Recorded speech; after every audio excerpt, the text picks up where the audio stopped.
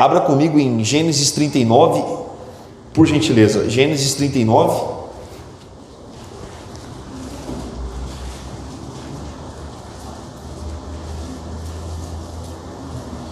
Versículo 20, diz assim, eu vou ler porque eu estou com um tempo muito justo. E o Senhor de José o tomou e o entregou ao cárcere, no lugar onde os presos do rei estavam encarcerados. Assim esteve ali, na casa do cárcere. Esse versículo aqui é um versículo chave, porque diz assim, e o Senhor, porém, estava com José, e estendeu sobre ele a sua benignidade, e deu-lhe graça aos olhos do carcereiro mor. Pode se assentar, por favor. Esse texto é um texto muito interessante. Hoje, eu estava com vontade, irmãos, de pregar a respeito dos dois querubins que Salomão construiu, que estava dentro da arca, ou melhor, que estava dentro do lugar santo, no templo que ele havia construído, segundo a visão que Davi tinha dado a ele, a planta que Davi tinha dado a ele. Mas Deus tem falado com esse versículo aqui conosco. Deus está conosco aqui essa noite. Eu acredito que se eu perguntasse aqui para vocês, quem aqui nasceu para vencer? Aleluia! Glória a Deus. Quem aqui nasceu para vencer, meus irmãos?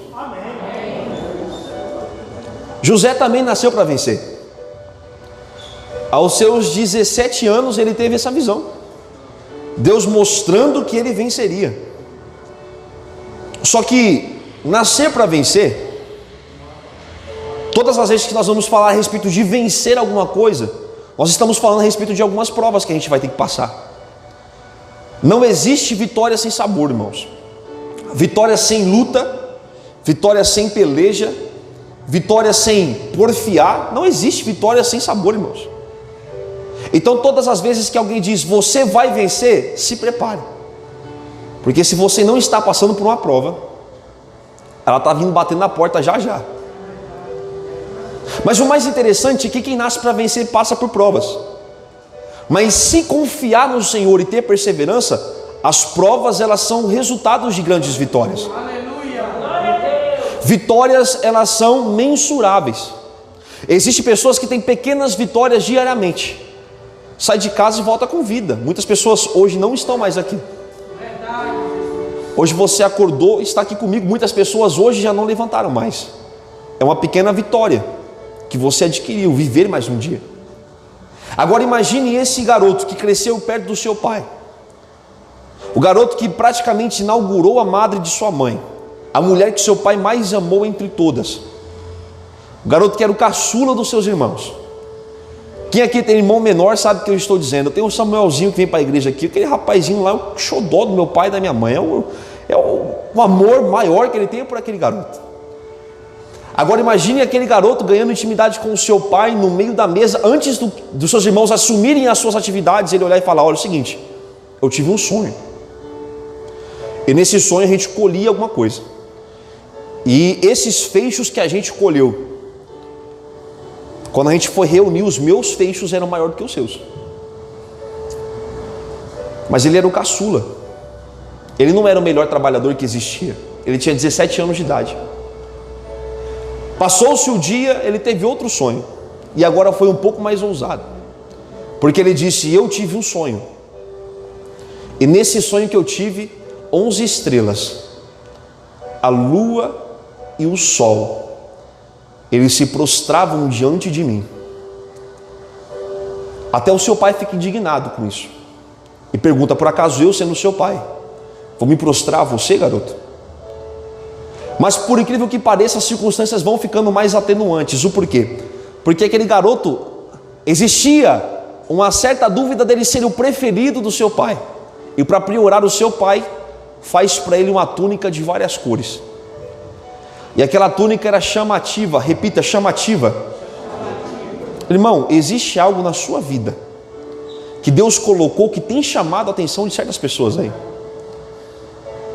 E o grande trunfo que José conquistou aquilo, não era só porque ele era o caçula, é porque entre todos os irmãos, ele é aquele que ficava mais perto do seu pai. Você já parou para observar que quanto mais perto de Deus nós ficamos, Aleluia. você já parou para observar que quanto mais próximos do nosso pai nós ficamos, a gente vai se tornando diferente? Glória a Deus. Todas as vezes que nós vamos chegando mais perto do nosso Deus, parece que Deus vai sacudindo as peneiras. Parece que Deus vai fazendo divisões e vai soprando a palha do trigo e vai revelando quem realmente é, as pessoas que querem o nosso bem, e vai trazendo para fora quais são os interesses das pessoas que estão ao nosso lado. E aqueles homens ficaram indignados com o seu irmão. E a primeira coisa que eles fizeram com aquele homem que nasceu para vencer foi jogá-lo numa cisterna de 7 metros de profundidade. A cisterna daquele tempo não era bonita como você vê aí hoje. Era diferente, irmão. Para não se entulhar a própria cisterna, o que eles faziam? Eles colocavam pedras nas laterais daquela cisterna.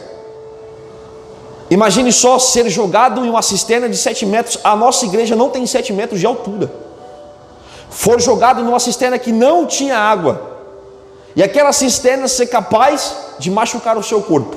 O homem que nasceu para vencer, agora está no meio da lama.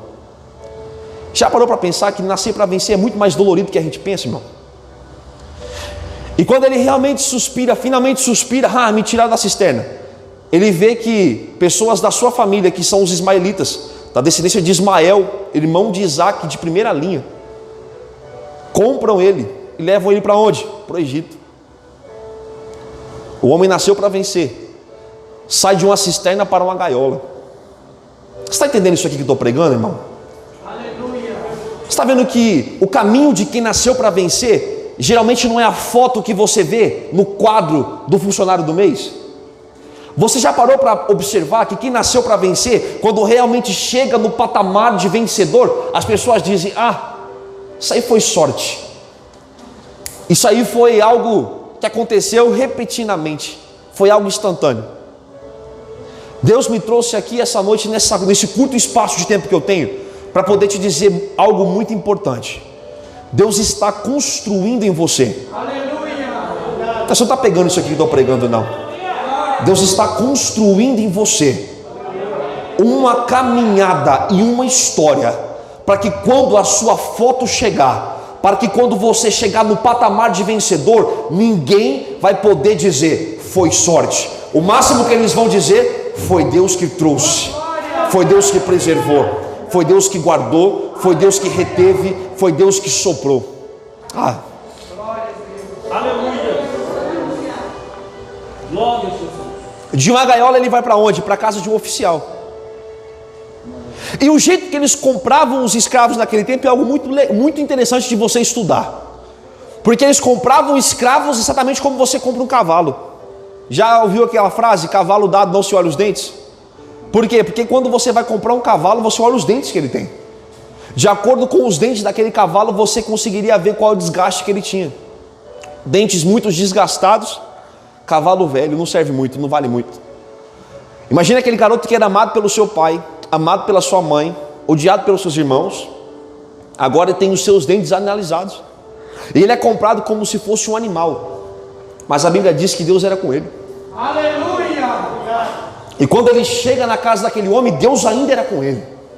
Sabe por quê? Porque ele tinha promessa.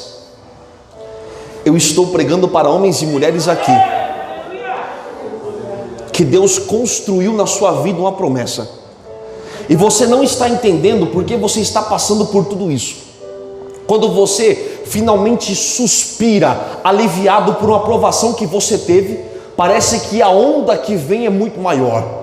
Você passa por um maremoto e vem um maremoto muito pior atrás de você, e você não está entendendo porque isso está acontecendo. E Deus está te dizendo aqui essa noite: são processos na sua vida que são necessários para que você possa entender que existe algo muito maior para você assumir, mas Deus não vai permitir que você assuma o governo de algo muito grande sem você primeiro aprender a administrar as coisas pequenas. Aleluia.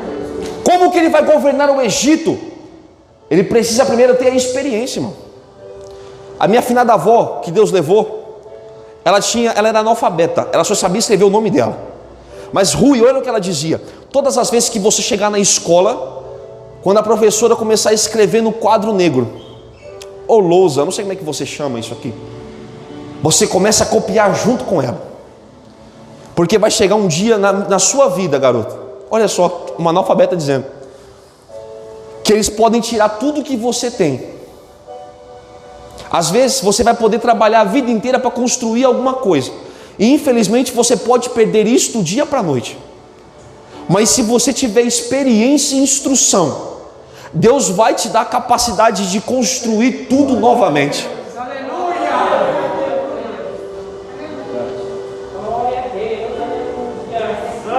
E quando aquele homem chega naquela casa, ele começa a administrar. E a Bíblia diz que por ser um homem bonito, a mulher daquele rapaz fica admirada com a sua beleza e quer dormir com ele. Contra o diabo, olhe para cá por favor, contra o diabo você resiste, contra o diabo você luta, mas contra a carne você foge. Aleluia! Tem pessoas que querem fugir do diabo e lutar contra a carne. Você não está pegando isso aqui não, irmão? Tem pessoas que estão querendo fugir do diabo e lutar contra a carne, mas eu nunca vi ninguém que lutou contra a carne vencer.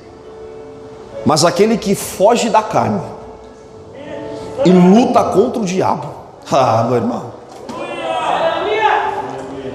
E a Bíblia diz que quando ela faz a sua primeira tentativa, falha porque ele não quer. Na segunda tentativa, ela é muito mais agressiva.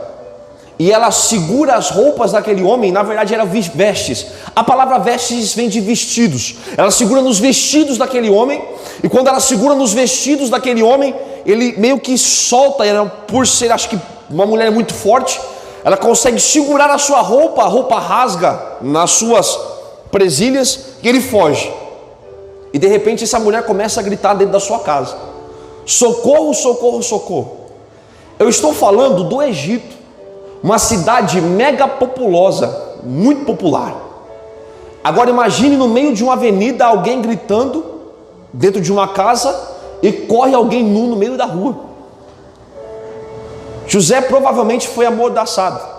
E quando o seu senhor chega do seu trabalho e a mulher diz para ele: olha, tentou me abusar.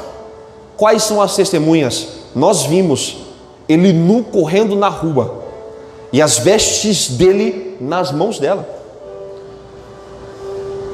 O homem que nasceu para vencer agora é acusado de estupro, e como um estrupador ele vai preso. Está percebendo como que é difícil nascer para vencer, irmão? Eu queria muito dizer que vocês talvez não nascessem para vencer. Acho que a vida de vocês seria muito mais fácil, porque nascer para vencer é muito mais doloroso de quem nasceu para empatar. E a Bíblia diz que ele na prisão, Deus também era com ele. Olha isso. E Deus sendo com ele, isso aqui é muito forte, Rui. Porque o cara, hoje, no século 21, onde nós somos muito mais civilizados, quando alguém entra na prisão, acusado de estupro, ele já é estigmatizado. Agora imagine Natanael, pastor Natanael, naquele tempo como que era. Alguém acusado de estupro, homens e mulheres, se pegasse alguém sendo apanhado em adultério, apedrejavam. Agora imagine alguém sendo preso ou acusado de estupro. Mas a Bíblia diz que Deus estando com ele e agindo com a sua benignidade, a atenção que ele atrai para si, e o respeito que ele atrai para si, e a cobertura que ele atrai para si, é exatamente do carcereiro mor. E todas as vezes que você vê mor na Bíblia, ao músico mor, ao carcereiro mor, você vai observar que esse mor sempre indica que essa pessoa é a maior na posição em que ele exerce, como o sacerdote mor, o sumo sacerdote. E a Bíblia diz que quando José entra na cadeia, ele era um administrador tão bom, e Deus estando com ele, que que o carcereiro mor já não precisava mais administrar a cadeia. E quem que está administrando a cadeia? Alguém que foi acusado de estupro. Eu estou pregando para homens e mulheres aqui que em algum momento da sua vida você foi julgado por alguém por algo que você nunca fez. Eu estou pregando para homens e mulheres aqui essa noite que foram apontados por alguém e disseram ao seu respeito que você fez algo grave, mas Deus conhece o seu coração e sabe que você não fez isso. Mas pelas acusações ter vindo de homens e mulheres que são influentes, automaticamente você foi vítima de uma represália. Automaticamente você foi colocada em um lugar extremamente difícil de sobreviver. Mas Deus me trouxe aqui para te dizer algo muito importante. Eu sei sobre o seu respeito. Aleluia! Mas Senhor, estão dizendo que eu fiz isso, mas eu sei quem você é. Mas eles estão dizendo que tem provas contra mim, mas eu sei quem você é. Mas a minha reputação está sendo dilacerada, está sendo desconstruída. Deus me trouxe aqui essa noite para poder te dizer: eu tenho o poder de pegar alguém que foi vítima de injustiça, que foi colocado na cadeia e colocar lá em cima, porque Deus tem o poder de reconstruir aquilo que o homem desconstruiu. Mas quando Deus desconstrói aquilo que o homem constrói, automaticamente existe um grande problema aqui. Olhe para cá, por favor. Eu preciso encerrar isso aqui agora. A Bíblia diz que quando ele sai da cadeia, ele já vem daquele jeito, interpretando o sonho e falando: esse sonho muito louco que você teve, porque é muito louco ter um sonho assim, irmão. Quem já viu espiga comer espiga? Pelo amor de Deus. O faraó deveria ter dormido bêbado. É um sonho muito louco isso aqui que ele teve. E a Bíblia diz que aquele homem que nasceu para vencer, depois de 13 anos, chegou o seu dia. Eu encerro essa mensagem dizendo para você algo muito importante. Quanto tempo faz que você está tendo oscilações na sua vida? Você só sabe o que é respirar para sobreviver, porque faz muito tempo que você não vive mais. E Deus está dizendo assim: eu estou acompanhando toda a sua trajetória. Desde o dia em que você foi vendido, desde o dia em que você foi comprado, desde o dia em que você foi acusado, desde o dia em que você foi preso, desde o dia em que você saiu da cadeia, desde o dia em que você foi esquecido na cadeia pelas pessoas que você ajudou. Aleluia, obrigado. Mas chegou o dia em que tudo valeu a pena. Aguenta mais um pouco. E nesse culto da vitória, Deus te trouxe aqui para poder te dizer: aguenta mais um pouco, porque o seu dia está prestes a chegar. Eu agradeço a minha oportunidade, em nome de Jesus.